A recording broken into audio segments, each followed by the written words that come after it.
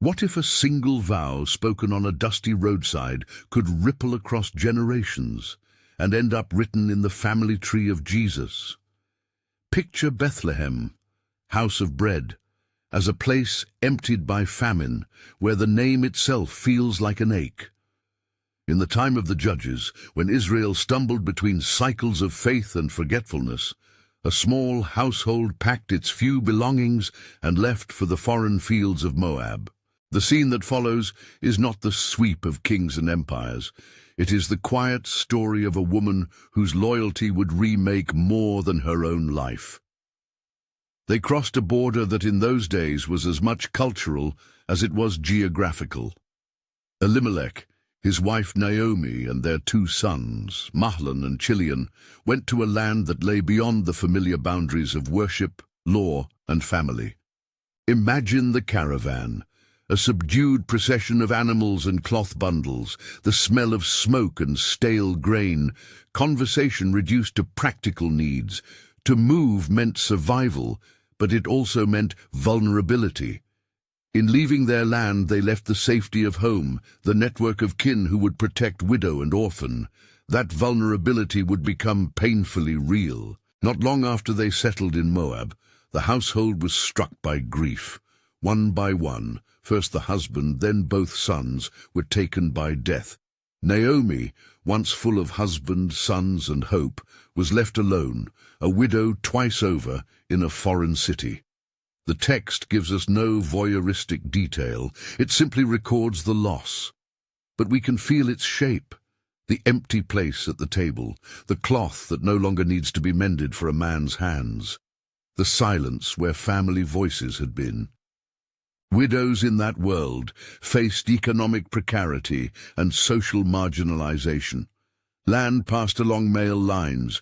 Rights depended on relatives who could claim and protect inheritance. Naomi's grief was compounded by the social reality that a widow without a husband or sons had limited recourse. When Naomi heard that the Lord had visited Israel and provided food again, she decided to return to Bethlehem.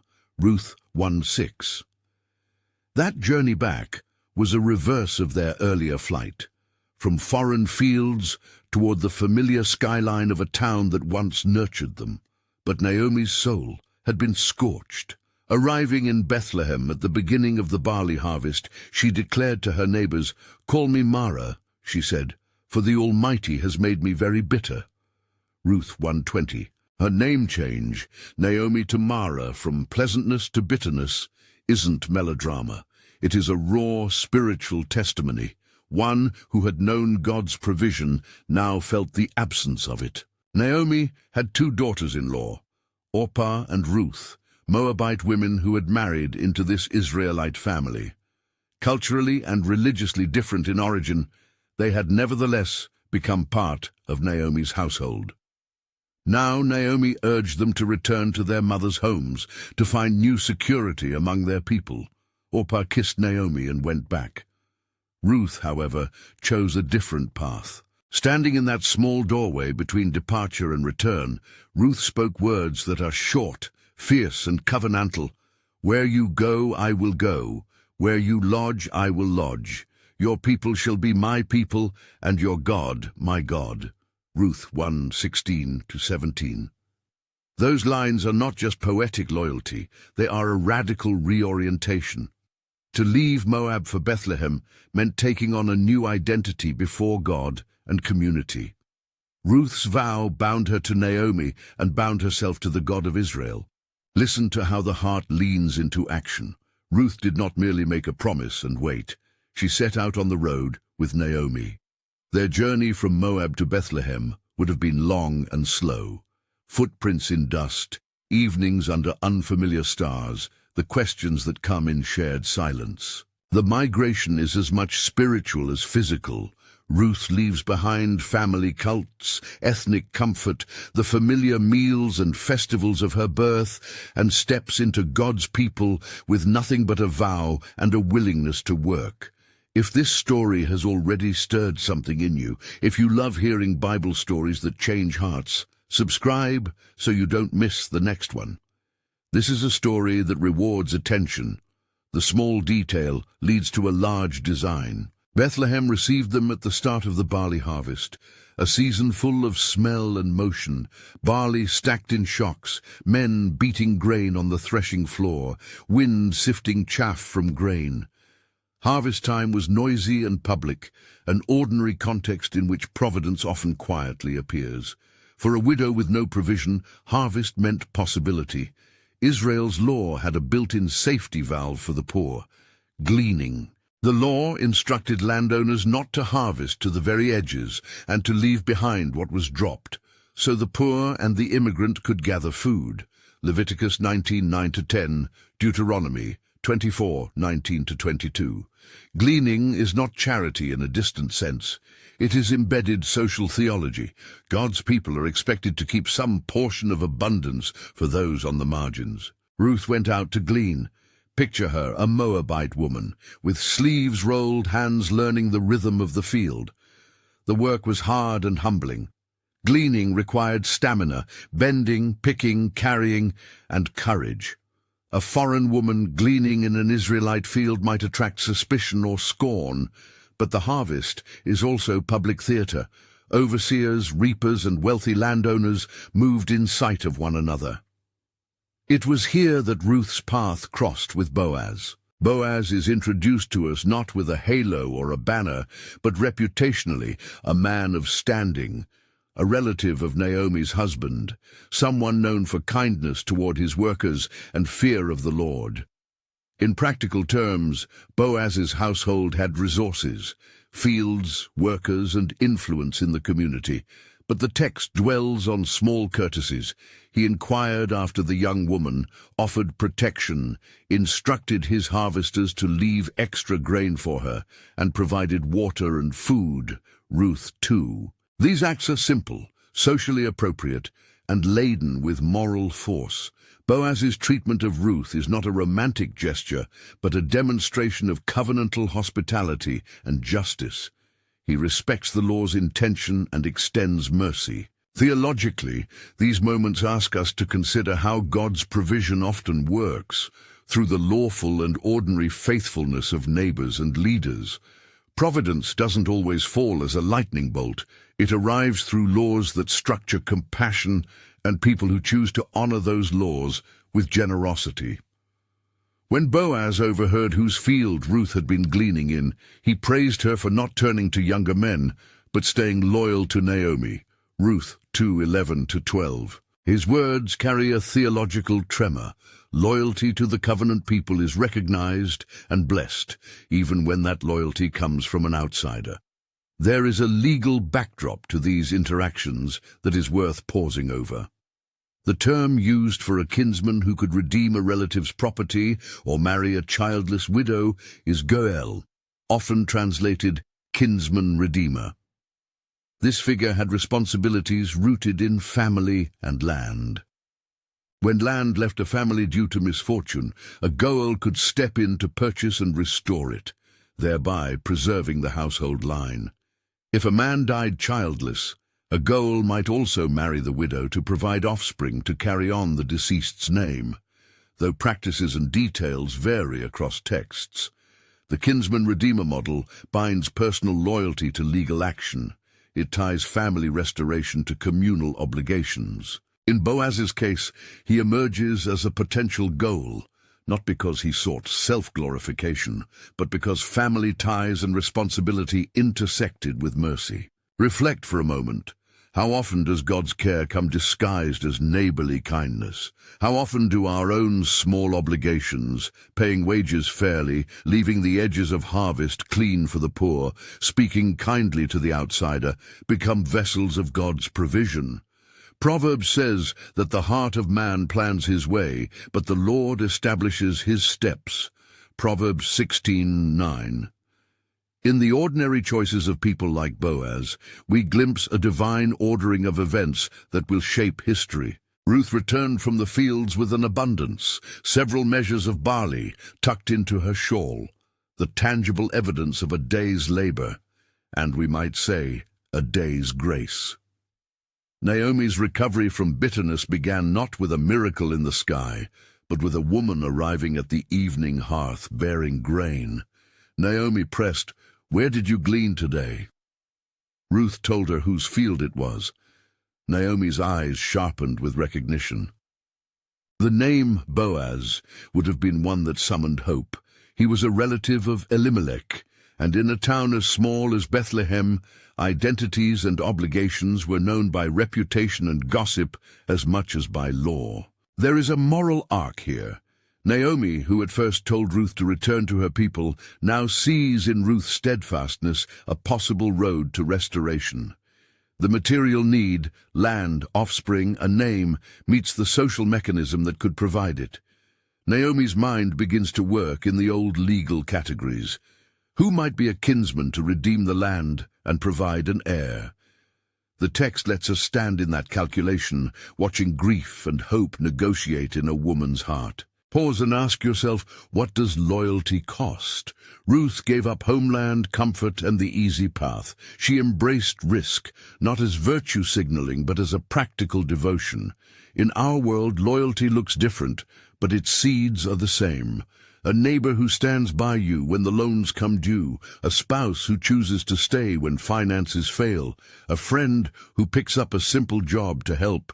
You have seen the small acts that alter futures. What if your small loyalty, an extra hour, a handshake, a refusal to abandon, becomes a thread in God's larger plan? At the end of those first days, the social geometry of the story has shifted. Naomi, once bereaved and bitter, begins to see that the God she feared had not abandoned her. Ruth, the outsider, has not merely survived, she has embedded herself in the people's life through faithful labor. Boaz, a man of standing and mercy, becomes the pivot through which legal obligation and generous action meet. The barley harvest, with all its commonness, becomes the stage where providence starts to move. Yet there is more to learn about the legal customs that shape this scene. Gleaning is not a loophole. It is an ethic enshrined in the law to protect the vulnerable. Leviticus frames it as an act of justice. Leave the edges for the poor and the foreigner. Do not harvest the corners exclusively for yourself. Leviticus 19:9-10. Deuteronomy elaborates, reminding farmers that when they reap, they must leave a portion for the alien and the widow. Deuteronomy 24:19-22. These laws show God's heart for the marginalized. They make compassion structural. Notice how law and charity meet. The law institutionalizes mercy so that it becomes part of community life rather than optional grace. A contemporary application appears plainly. Immigration debates and social safety nets become the modern threshing floors where values are tested. Is our welfare system, or our neighborliness, designed to make room for the widow and the foreigner? Are the edges of our abundance left for those who depend on public or private generosity?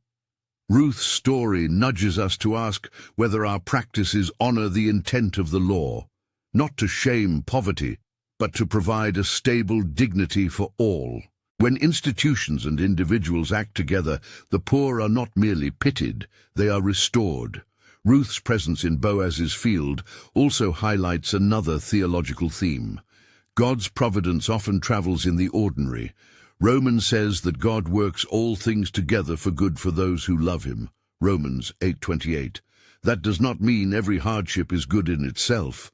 It means God can weave fidelity and hardship into a tapestry of redemption. Ruth's labor, Boaz's discretion, Naomi's counsel, these ordinary decisions begin to form a chain whose end points are beyond their sight. We should not romanticize the work or the social realities. The field could be dangerous. There were nights when a woman walking home might fear harassment. There were men who could objectify or exploit. The text carefully frames Boaz's actions as protective and respectful. He instructs his workers to leave extra grain, he invites Ruth to eat, and he ensures she has water. His behavior models what law is meant to produce, a community where the vulnerable are not merely tolerated, but cared for. As days pass, Naomi watches Ruth closely. Each night Ruth returns with hands full. The neighbors take notice. Praise and whispers travel through small towns faster than banners through kings' courts. In a community bound by covenantal memory, no act of loyalty is entirely private. The social fabric begins to respond. People who observe and elders who remember measure Ruth's place in the household and in the wider community. There is an image we must hold. Meals shared at Naomi's hearth now become scenes of restoration. Imagine the sound of barley being ground, the smell of bread rising, Naomi's face shifting from sullen to attentive, Ruth's hands moving with determination. At the center of the home, an exchange of stories and plans begins to form. Naomi thinks strategically, not out of cold calculation but from maternal care, about how to secure a future for Ruth and for the family line. She knows the customs, the obligations, and the possibilities. If one man could redeem the land, and if that man would take Ruth as wife, then both land and name could be restored. Naomi's counsel to Ruth is practical and culturally nuanced. She urges Ruth to wash, anoint, and go to the threshing floor where Boaz would be winnowing barley. This plan raises eyebrows to modern readers. The threshing floor scene is heavy with cultural symbolism. But it is important to understand context. Threshing floors were public, male-dominated spaces associated with harvest and covenantal renewal. Naomi's counsel is not a sexualized ploy. It is a shrewd use of social custom to place Ruth before a man whose honor and legal capacity might make a redemptive act possible. Cultural practices can be repurposed for justice. Naomi's bitterness turns into strategy for restoration. Before we go further into that night, and here the story will deepen, take a breath and consider the arc so far. A woman who was a foreigner takes a vow, leaves homeland and gods behind, and walks into hunger with a relative at her back. She works the fields, honors the law of gleaning by accepting help and by performing honest labor. A man of standing sees her, treats her with dignity, and sets aside provision. Naomi, who once felt the world had made her bitter, now sees a design unfold. Loyalty and legal custom might converge to restore what was lost. One last question to sit with. What are the small, faithful choices in your life that you are tempted to dismiss as insignificant? Ruth's story suggests that faithfulness at work, loyalty in relationships, and openness to the responsibilities of community can be woven by God into outcomes far beyond our imagination. The Lord's providence often works through what appears ordinary. The evening approaches. Naomi's plan is ready to be put into motion. The threshing floor, with its wind and winnowing, will become a stage where custom, courage, and covenant meet. But the scene demands reverence and explanation. The rites are public, the legal possibilities complex, and the stakes, land, name, and offspring, are enormous in a society where lineage is everything. The next steps will move from the open fields into the heart of communal law and witness. Naomi's plan is precise because it springs from a lifetime of knowing how law and custom can restore what loss has taken. She tells Ruth to wash, anoint herself, put on her best cloak and go down to the threshing floor, but to wait until Boaz has finished eating and drinking that night. Then when he lies down, Ruth is to uncover his feet and lie down. Naomi's words are practical and strategic. They aim to bring Ruth into the presence of a man who might serve as kinsman redeemer, and to do so in a way that summons Boaz's honor, not his appetite. Prepare with the senses in mind. Water poured over hair, the faint perfume of oil carried on a night breeze, the grainy smell of threshed barley still in Ruth's clothes. The threshing floor itself is a wide, open place on a hill outside the town where the wind carries chaff away and men spread grain to be trodden or flailed. By night it is a place of work's residue and public ritual, a place where community and covenant meet under the stars. Naomi's counsel uses that public character. The threshing floor is not a private bedroom, it is a communal arena where witnesses, custom, and legal possibilities converge. Ruth obeys. She prepares and goes, not with a swagger of seduction, but with the solemnity of someone petitioning for a household's restoration. When she approaches Boaz and lies at his feet, the gesture is a petition, a culturally loaded move asking for protection and commitment. The text is economical. It records Boaz's awakening and his startled discovery, then his careful response. He recognizes her. He knows who she is, and he understands the gravity of her act. Many readers today find the scene discomforting if stripped of context. Placed back into its cultural frame, it reads as a ritualized appeal for redemption, not as a secret midnight tryst. Boaz responds with immediate tenderness and propriety. He does not exploit the situation. He asks who she is. And when he learns she is Ruth of Moab, the woman who left her people and clung to Naomi, he praises her for her loyalty and faith. Then he makes a promise. He will do what is required for her safety and future, yet he is also transparently bound by legal realities. He mentions that there is a nearer kinsman who has the first right of redemption. Boaz offers Ruth a pledge. He will go to the gate in the morning and negotiate openly before the elders.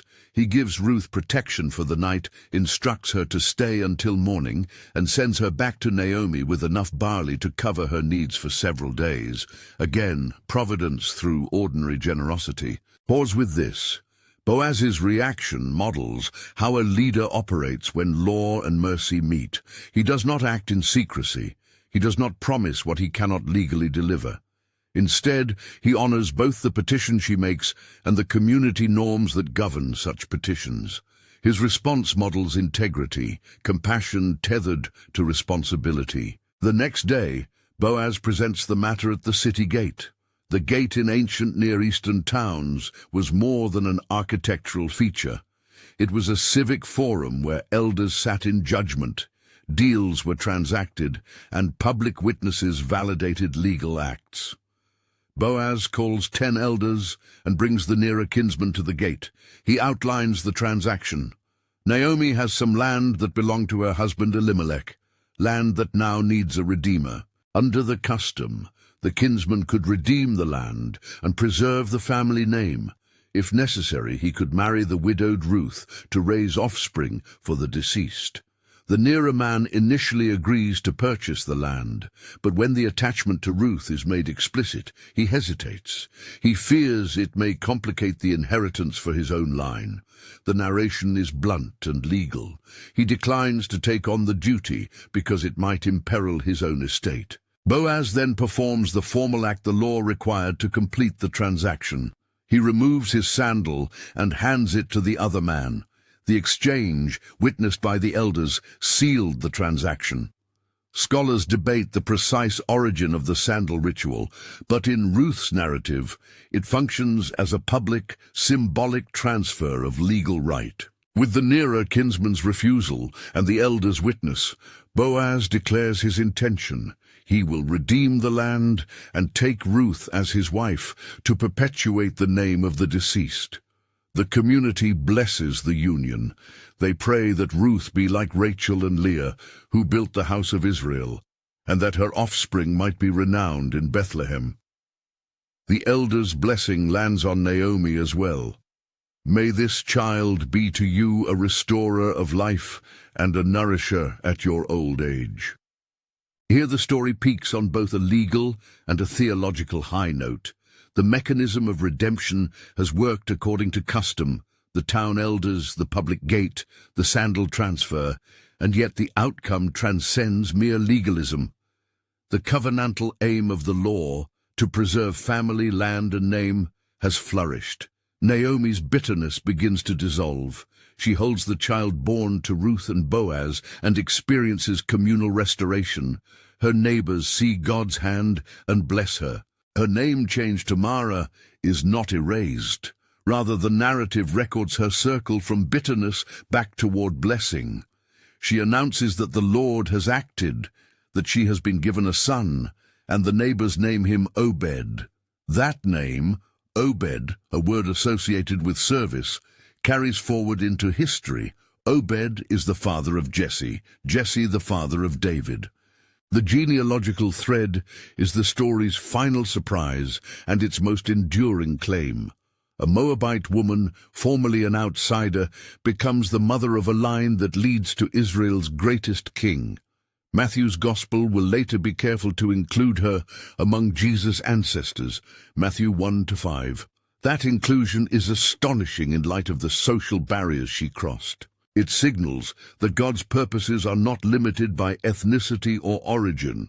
Rather, God's redemptive plan can include the foreigner who embraces the covenant people and the God of Israel. Stop and reflect on implications. Ruth's story ends with a child, with a genealogy that reaches to David, and then, in Matthew's evangelistic frame, to Jesus. But the theological point is not genealogy for genealogy's sake. It is this: God's plan for redemption is worked out in the messy ordinary of human faithfulness, legal obligation, and communal mercy. Boaz foreshadows deeper realities. He is a type, a picture that points toward Christ. He is not Christ. He does not accomplish cosmic redemption.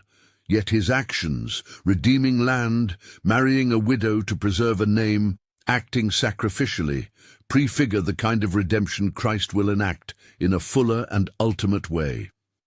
We must use cautious language. Boaz foreshadows or prefigures Christ's work of redemption, but he remains a human agent inside local customs. A theological aside about a Hebrew term will help here. The goal, often translated kinsman redeemer, had duties tied to family and land. The role preserved the household and prevented the erasure of a family's identity. In a theological register, the goal images the divine Redeemer who restores what sin and death threaten to annihilate. This is where typology functions. An enactment in history points forward to a greater, truer enactment in God's final redemption. Typology must be used with humility, acknowledging both the resemblance and the qualitative difference. Ruth's presence also forces us to wrestle with texts like Deuteronomy 23:3, which states in its historical setting that no Ammonite or Moabite shall enter the assembly of the Lord to the 10th generation. That law reflected particular historical tensions between Israel and its neighbors and must be read in context. The book of Ruth itself functions as a corrective or at least an interpretive lens. Here a Moabite woman not only enters the assembly, but becomes ancestress to Israel's royal line. The narrative refuses simple ethnic exclusion as the final word. Instead, it shows how conversion, fidelity, and covenantal embrace can break down barriers that legal texts once erected. That is not to deny the existence of the law. It is to highlight the dynamic way God's mercy works within and beyond human structures. Theologically, Ruth invites us to consider inclusion as a hallmark of God's plan. The God who calls Israel into covenant is also the God who brings a Moabite woman into the heart of God's people, through her own choice and action, through the mercy of individuals like Boaz, and through the community's legal processes. That inclusion has ethical weight. Our communities ought to have practices that welcome converts and integrate the stranger, not merely tolerate them. Interspersed with these theological beats, the story also issues practical challenges. Here are a handful you can sit with. Where are the threshing floors in your community? The places where public rituals, civic life, and neighborly duties meet. Who are the Ruths around you? Immigrants, widows, the socially marginalized, whose loyalty or vulnerability calls for neighborhood or congregational care. What laws, institutional or informal, in your town either welcome or exclude the stranger? These are questions meant not for abstract theology, but for concrete action. Now let us trace the personal aftermath. Ruth becomes Boaz's wife. Their marriage is not a fairy tale escape, but a legally constituted household that will fulfill the obligations of family continuation. Ruth gives birth to Obed, and the community's blessing is explicit. They celebrate Naomi's role and the reversal of her fortunes. Naomi, her heart changed, her household restored, becomes once more a woman of meaning in Bethlehem. The community sees that the Almighty has not abandoned her.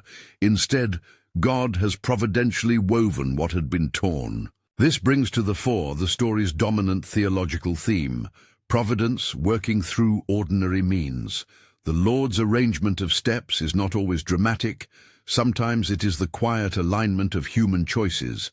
An immigrant woman's vow, a landowner's generosity, an elder's legal decision that accomplishes God's will. The narrative repeats a pattern seen in Scripture. God's purposes move through human history by knitting together faithful acts into an unexpected design. We can cite Proverbs 16:9 here with care. The heart of man plans his way, but the Lord establishes his steps. Ruth's life exemplifies that interplay. At this point, it is fitting to draw out some modern applications, short vignettes that translate Ruth's choices into contemporary settings. These are not attempts to shoehorn ancient lore into modern life. They are illustrations of how similar moral structures appear across time. First vignette, immigrant teacher. Imagine a woman who moves to a new country with limited English, a degree that doesn't transfer, and 2 children. She takes a low-paying job cleaning classrooms, but volunteers to tutor refugee children after hours. Her consistent presence becomes a bridge for those children into school success. Years later, one of her students, a minister now, writes publicly about her influence, crediting her loyalty and daily sacrifice for the chain of events that led to scholarships and leadership in his community. Small faithfulness ripples. Second vignette, the farmer who leaves the edges. A rural community struggles financially, and a family-owned farm begins the harvest. The new owner chooses to instruct harvesters to leave extra for seasonal workers and neighbors who cannot buy groceries. Neighbors notice and bring their children to the farm to learn labor dignity. That simple policy shift becomes a social covenant, food security for the vulnerable embedded into how that farm operates. Third vignette, the church that welcomes. A congregation in a diverse city reworks its membership process to include translated materials, cultural liaisons, and a mentorship program. Immigrant families find immediate hospitality and practical help. Jobs, childcare, language partners. Over time, some of these families step into leadership roles, reshaping the church's identity and mission. Inclusion here is not tokenism, it is mutual transformation. Fourth vignette, the quiet spouse. In a family facing bankruptcy, one partner takes an extra job and stays faithful in small kindnesses, packing lunches, covering mornings, offering steady presence despite strain. The sacrifice doesn't erase hardship, but it preserves the household's soul. Years later, their adult child credits those small acts with teaching resilience, gratitude, and faithfulness. Each vignette is short, but designed to let you see parallels. Ordinary commitments can reshape futures. Interleaved with applications, a few reflective questions will help the story become personal rather than merely historical. Pause and consider them as invitations. Whom do you protect with your everyday actions? Where have you been invited to cross a cultural boundary out of loyalty or love? What institutional practices in your church or workplace could be adjusted to better leave the edges for those in need? How do you respond when mercy collides with legality? Do you look for ways to honor both? These questions are not for guilt. They are prompts for attentive living.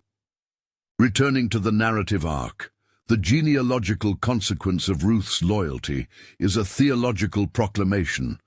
The book's conclusion, Obed, Jesse, David, links the quiet of Bethlehem to the drama of Israel's monarchy. And Matthew's genealogy brings Ruth forward again, this time into the Christian proclamation. Jesus' family tree contains a redeemed outsider.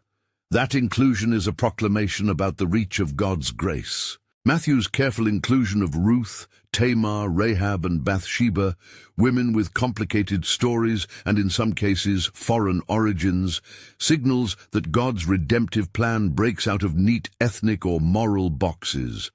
God summons people into covenant through varied means. When we say Boaz foreshadows Christ, we mean that elements of Boaz's action, redeeming land, opening his home to a widow, acting sacrificially for another's welfare, anticipate the motif of a redeemer who restores what is lost. Hebrews will later speak of a priestly redeemer. The Gospels portray Christ as the one who redeems not only property or family lines, but persons from sin and death. Boaz's redemptive act remains local and finite. Christ's work is cosmic and final. The typology is suggestive and pastorally rich. It helps readers see continuity between God's revealed purposes in the Old Testament and their fulfillment in Christ. To keep our theological feet on the ground, let us not conflate covenant practices with unchanging divine mandates. Customs like the goal and the sandal ceremony reflect ancient social structures. They show God's care for the household and the community.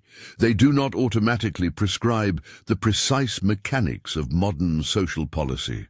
That said, the principles behind those customs, honor for family names, provision for the vulnerable, community responsibility, translate ethically into our context. Another short exegetical aside: the phrase Ruth hears as blessing in Boaz's speech, "May you be richly rewarded by the Lord," and the image of finding refuge under his wings, Ruth 2:12, thread theological language into everyday actions.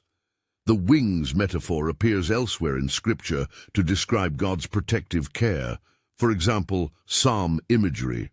It tells us that God's shelter is often mediated, not an invisible hand that never touches us, but a hand extended through neighbors, laws, and communities. Consider also how the book reorients views on purity and membership. Ruth, a Moabite, becomes part of Israel not by ethnic assimilation alone, but by conscious covenantal fidelity. She chooses Naomi's people and Naomi's God. That commitment, together with communal acceptance, effects her inclusion. Theologically, this suggests that conversion and allegiance, not merely ancestry, are decisive for belonging in the people of God. In our ecclesial practice, this has pastoral implications. Conversion, discipleship, and integration are central to how communities form. At this stage, a few more reflective prompts are useful. How does your church integrate newcomers into its civic life?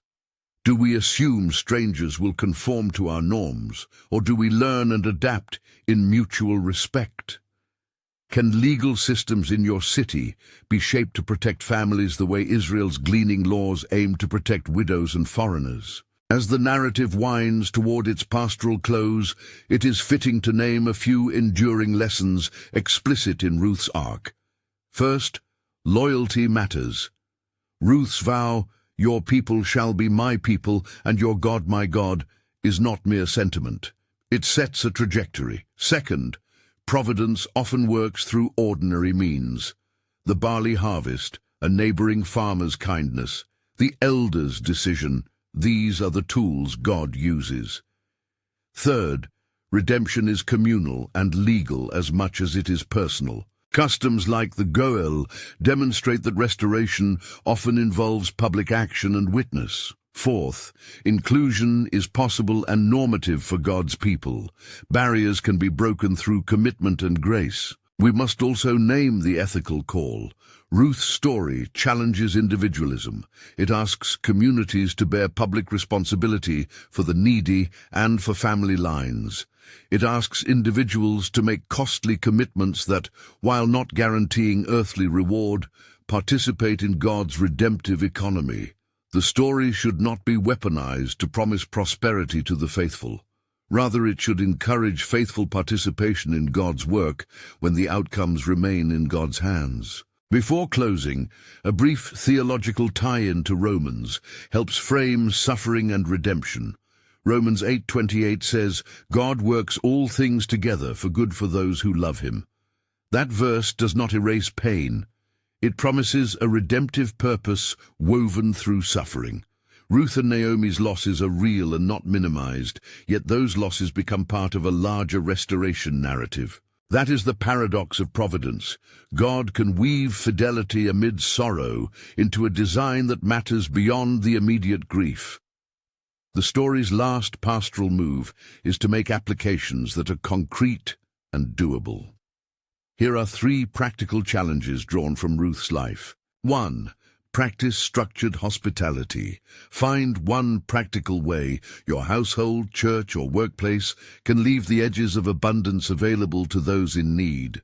Be it through food programs, job referrals, or mentorship, make it structural, not merely occasional. 2. Choose loyalty that costs. Identify one relationship where an extra measure of commitment, time, presence, or financial sacrifice might change a trajectory. It might be staying in a difficult marriage for reasons of covenant, showing up for an estranged family member, or mentoring a young person who has few advocates. 3. Advocate for legal kindness. Engage in local civic conversations about how laws and policies affect the vulnerable.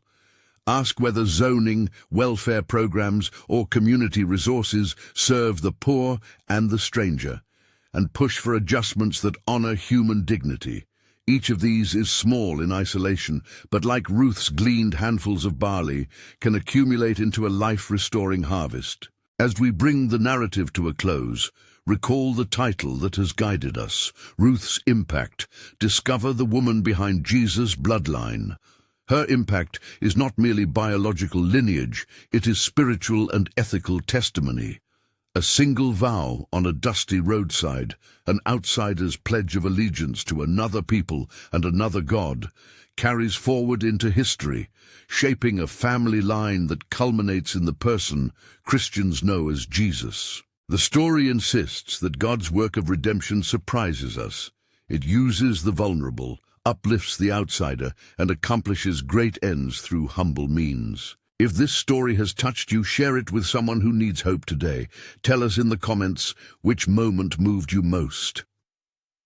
May the memory of Ruth's fidelity encourage you to live faithfully in your own small field, leaving the edges for the poor, making costly commitments, and trusting that ordinary acts of mercy and loyalty can be braided into God's larger design. May you know the shelter of God's care in ways both visible and unseen. May your small, faithful choices be multiplied beyond what you can imagine, and may the one who redeems and restores guide your steps as you walk in loyalty, justice, and mercy. Amen.